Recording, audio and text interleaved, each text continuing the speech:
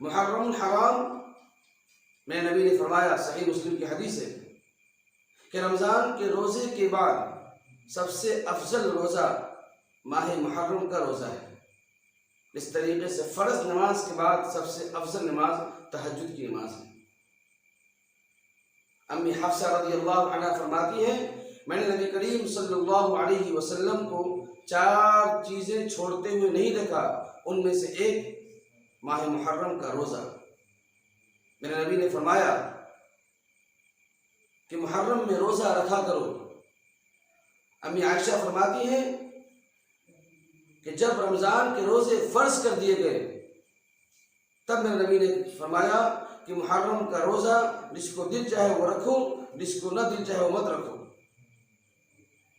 اور خاص طور سے یوم عاشورہ کا روزہ، یوم عاشورہ کا روزہ۔ لیکن میرے نبی نے فرمایا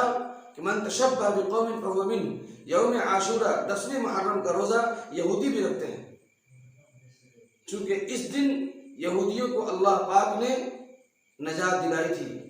اسی کے شکرانے کے طور پر وہ 10ویں محرم کو روزہ رکھتے ہیں۔ میرے نبی نے فرمایا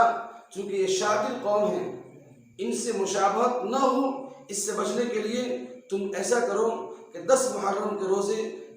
کے ساتھ یا تو 9 محرم کو ملا لو یا پھر 10 محرم اور 11 محرم کو ملا لو، تاکہ ان کے ساتھ مشابہت نہ ہو۔ لہذا محرم کے مہینے میں روزے کا اہتمام کرنا چاہیے، محرم کی عظمت کا لحاظ رکھنا چاہیے، محرم کی حرمت کا لحاظ رکھنا چاہیے، قتل و غارت گیری، گالی گلوچ، جھگڑا اور کہا سنی سے اپنے آپ کو بچانا چاہیے، اور ہر نیک عمل جتنا ہو سکے اس مہینے میں کرنے کی کوشش